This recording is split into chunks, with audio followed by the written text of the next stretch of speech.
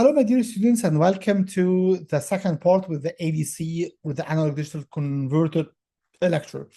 Maybe in the first part, we were more concerned about the system level, the conceptual part with making an ADC from a helicopter point of view.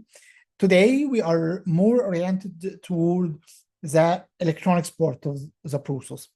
Definitely, it's very challenging actually to cover each and everything about the ADC in one lecture, which we will not going to do. So simply what we are going to do is just we are going to select two blocks in this ADC block diagram, and we are trying to understand how we can transfer these two blocks into electronics. This is simply what we are going to do during this lecture.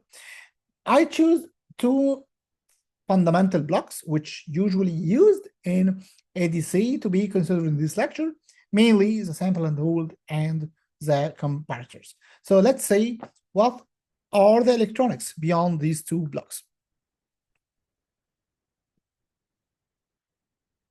Okay, so you can still refer to the lecture notes where you will find the last part of this lecture notes related to the electronics beyond the ADC. But let me go back a bit just to flashback together the main principle of the ADC. So ADCs, as we already discussed, is pipelined into three main processes: sample and hold, or sampling, quantization, and encoding. That's why the usage of a sample and hold is a fundamental process in any ADC circuit. So the sample and hold, if you remember, is simply a process of sampling the signal so that we can discretize the y-axis from being an analog continuous axis into a discrete axis. This is simply the concept beyond the sample and hold. So here,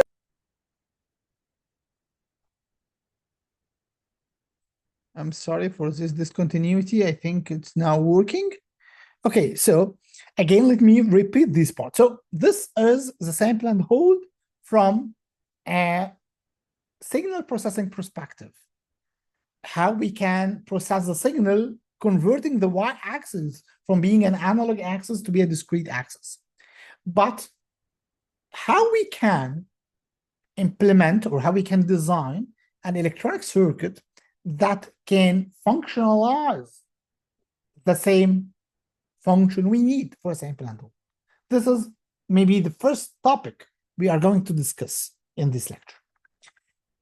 Let me first tell you something that simply you can implement a certain function using different alternatives of electronic circuits. So if you go to literature, you will find maybe hundreds of electronic design circuits that can perform a sample and hold.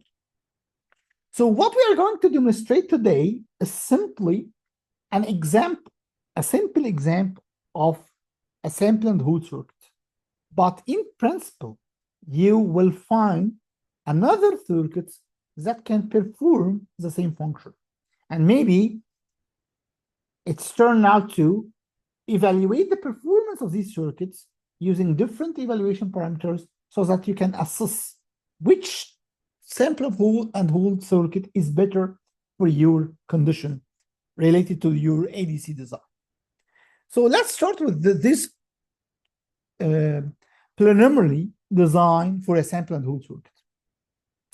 As you can see, here is the inputs, and as you expect, we have here an analog input. So this is our analog input. And here we have a transistor.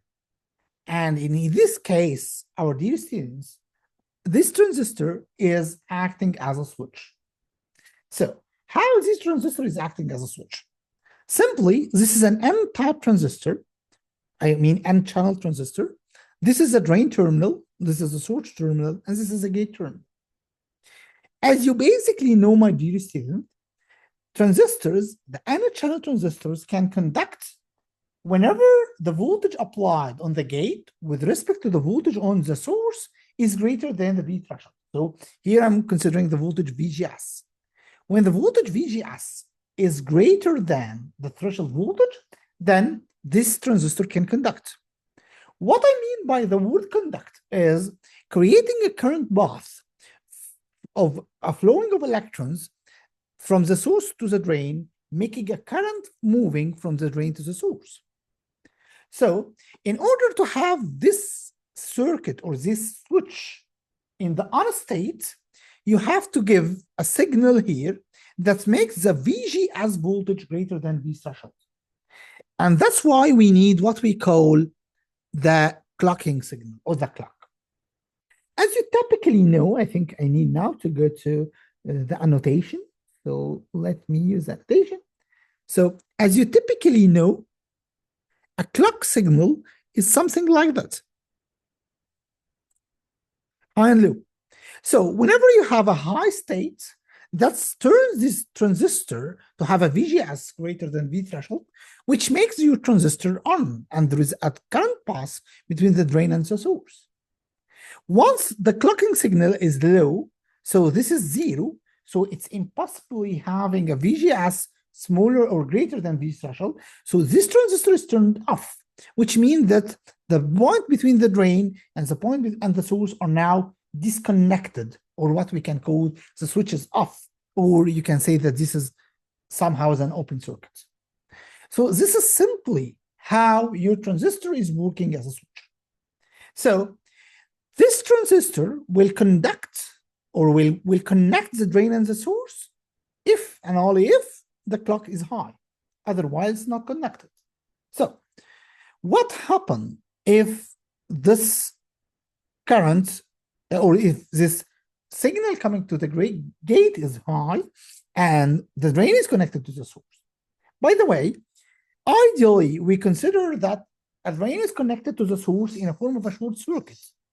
But as you definitely know, this is practically impossible because there is some sort of an equivalent resistance between the drain and source. So there is a voltage drop here. So typically VS will never be equal VD because we have what we call the VDS sat. But in some cases, you can assume hypothetically that it's an ideal switch where the drain and source are connected together. Now the current is flowing in this direction. So now we have current. So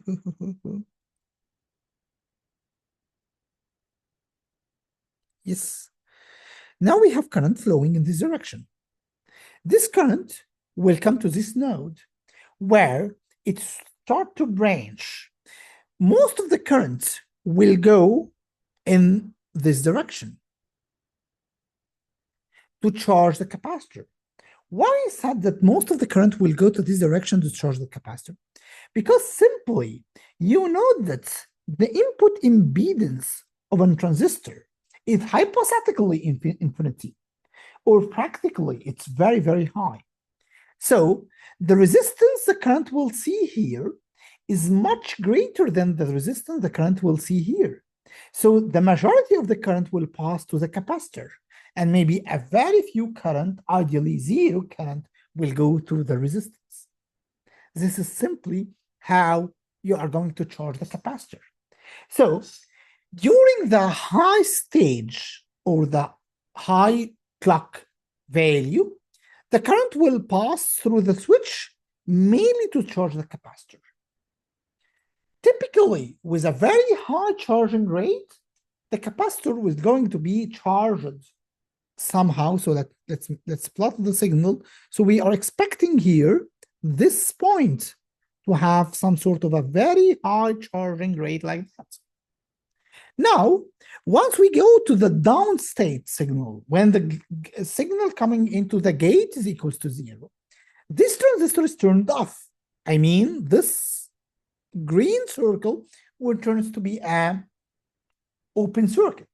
Or in other words, you are going to detach the voltage source from the signal. No current will flow here anymore because we don't have a current. So no current here and no current there. But now this capacitor is charged. And the capacitor now find a discharging path here. So the direction of the current will turn so that the capacitor will discharge here in this way, in this way. But again, as we just mentioned, the resistance seen by the capacitor here in the discharging phase is very, very, very high resistance, resulting in a very low discharging current, which means that nearly during the period of the low state, the discharging rate will be very, very, very small. So let me make it in a line. So it's something like that. So it nearly doesn't change the voltage because the discharging path is very small. Why the discharging path is very small? Because simply you see a very high input impedance in the operational amplifier. That's why you nearly constant your voltage range. Okay, so let me delete everything. So if we go now into circuits, let's see what will happen. This is the input. In the high stage, you are going to charge, while in the low state, you are going to maintain the value you charged. Definitely, it will not be typically constant because you have some sort of a discharging. But as far as the discharging is very, very, very slow in a small interval of time, you are not going to recognize a change happen in this duration. Maintaining your voltage is nearly constant. Then you are going to the next stage. Then you are going to discharge from this to this. And then again, maintaining the value. Again, because the discharging rate is very small, and so on. And this is simply the concept of how you can implement a sample and hold circuit using some sort of electronics. But the question is, then you already have a very powerful sample and hold. Why we need this amplifier? We need this amplifier for two main reasons. First, the input resistance of this amplifier or the input impedance of this amplifier is the source of the very high discharging resistance seen in the discharging phase of the capacitor. Due to the resistance here, the equivalent input impedance here in the operational amplifier, you see a very high resistance in the discharging phase, which turns that your discharging rate is very small. This is the first reason. The second reason is now this process is going to be connected to the second stage in that ADC. And in order to make some sort of an isolation between this circuit and this circuit, we use the operational amplifier here as a voltage follower, or what we can call a buffer. So the role of the buffer here is simply to isolate the voltage here in 0.3 with respect to the voltage here in 0.6. So if you simply change here the load, the voltage drop on voltage number 3 will totally unaffected due to the high input impedance seen between 3 and 2. So usually the dominating effect here in this voltage pass is the input impedance, and your output voltage will not be affected by changing the load. And this is typically the function for a voltage follower. That's why we use this operational amplifier acting as a voltage follower to isolate the output to the input. So this is as a very simple example how we use a transistor as a switch, a capacitor, a resistance, and a voltage follower in order to implement a very simple sample and hold circuit. So this is our first circuit. Let's go now to the second circuit. If we go to any of our schematics for the ADC, for example, this is dual slope, This is the single slope. Okay, this is the SAR. This is the flash.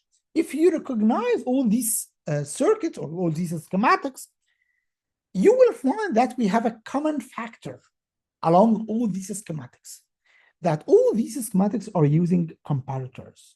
You can find it here, you can find it in the SAR logic, you can find it in the single and in the double slope, and even you can find it in the sigma delta, as you can see here. Each time we are using a comparator. A comparator is a very important analog digital conversion process. The idea of the comparator is simply to compare two signals, and based on the comparison, you get a digital output. So if the signal coming into the negative terminal is greater than the signal coming into the positive terminal, you should produce a low signal.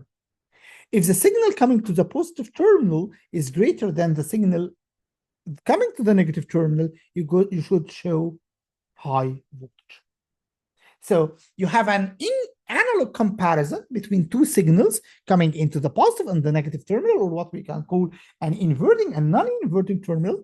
And then based on these comparisons, you are producing either a high signal or a low signal. I'm sorry, this is not a comparator. This is comparator. This is a feedback signal. So here is an example for a comparator. And again, here is an example for comparator. I'm sorry, I gave a wrong example when I refer to this one. This is just a integrator, not a comparator. I'm sorry for that. So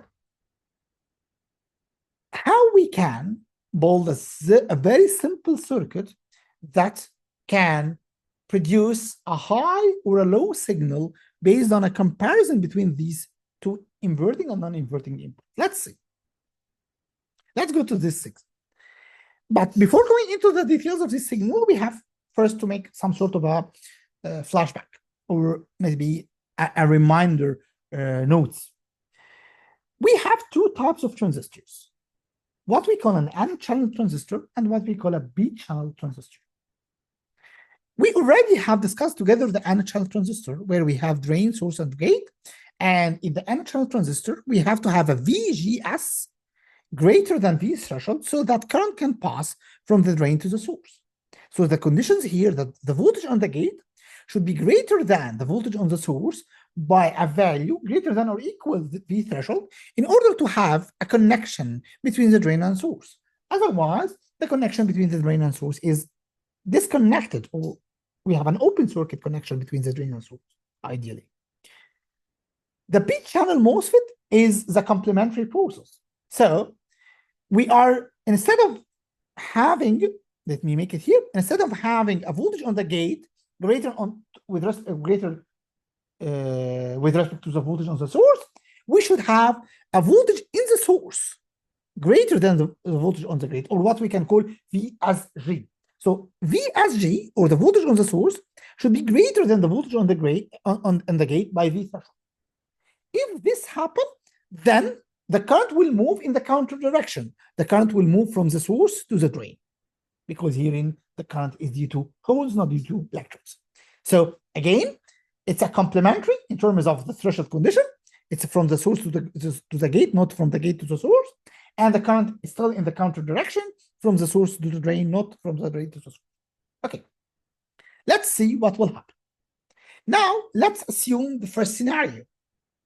Let's assume that, I will use the annotation again. We have 5 voltage here in this input, which is connected to the transistor N2, and we have 0 voltage here, which is connected to the input N1. So the first input is connected to 0, and the second input is connected to 5. And the source, this is N transistors, so this is the source, and this is the gate, and this is the drain. Sorry for my very bad handwriting. So now the source is grounded, and we have one transistor to the right connected to 0, the gate of the transistor, of course, connected to the 0, and the second transistor to the left is connected to 5. Now, let's start with here. The source is, sorry, the gate is connected to 0, and the source is connected to 0. So, does this transistor conduct? The answer will be no, because 0 minus 0 is equal to 0, then you did not satisfy the condition. So, VGS is not greater than V threshold, then this transistor is off, which means that these 2 points, the drain and the source, are disconnected. On the other hand, here we have 5 voltage to the gate, while we have 0 voltage to the source. So the voltage here, VGS, is greater than V threshold, then this transistor will conduct. What do you mean by this transistor is conduct? Is that we have a current flowing from the drain to the source. Assuming an ideal transistor, so that let's assume that as far as this transistor is conducting, it's a short circuit. Again, this is just an hypothetical assumption. So again, this is a short circuit between the drain and the source. As you can see, the source is already grounded, which means that this drain voltage will be here equals to 0. Perfect. So when this drain voltage is equals to 0, here, this voltage will be transferred here to this P1. So the voltage now here is 0. This is the gate. And this is the source. It's connected to VDD, which is 5. So let's now do this exercise for P1. The source is 5 and the gate is 0.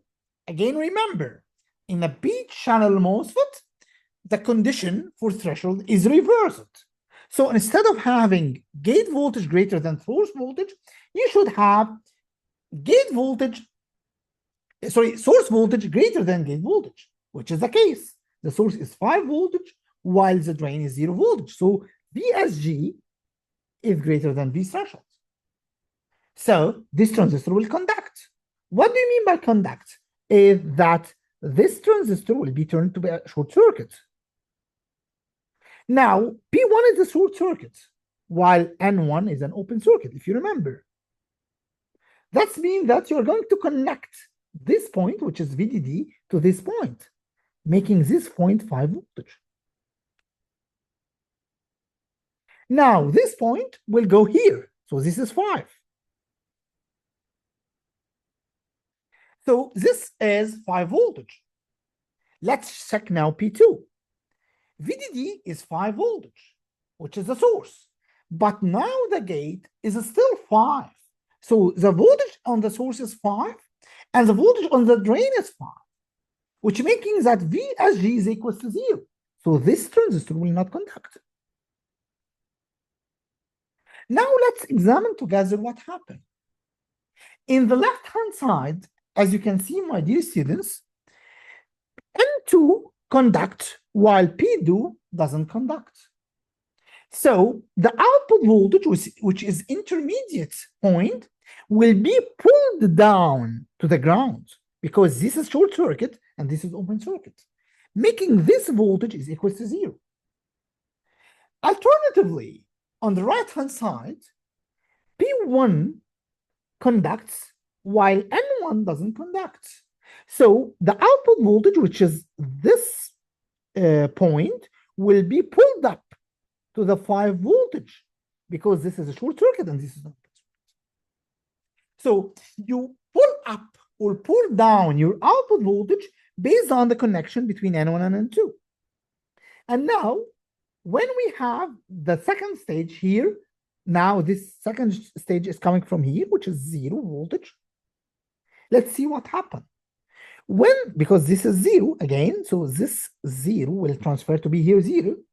When this 0 comes to this inverting stage, so we have 0 here and we have 0 here. Let's see. Now this is a gate and the source is 0. So typically the gate is 0 and the source is 0, so this will not work.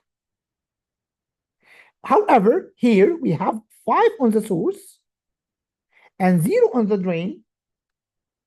So, sorry, 5 on the source and 0 on the gate. So VSG here is 5 voltage, so this will conduct. So P3 will conduct, N3 will not conduct, then the output voltage will be pulled up and will be 5 voltage. So when the positive terminal, which is 5, have a voltage greater than the negative terminal, which is 0, the output voltage is high, which is simply a comparator. What you can do, my dear student, is to resolve this circuit with the other condition. Assume that you input here in N1 5 voltage and you input here in N2 0 voltage. And check that in this case, your circuit should be turned so that the output will be pulled out to the ground and the output here will be 0. And this is simply how we can manage a comparator signal. Again, as I mentioned, you can find a huge amount of circuits that can perform as a comparator. Here we're just demonstrating a very simple case for a comparator, but in principle, you can find more and more sophisticated multi-stage comparators that can perform depending on your circuit's needs. That's all for today for the electronics, a very shallow electronics based on ADC circuits. The final lecture will be digital to analog converters or DACs. See you in the next lecture, inshallah. Thank you very much.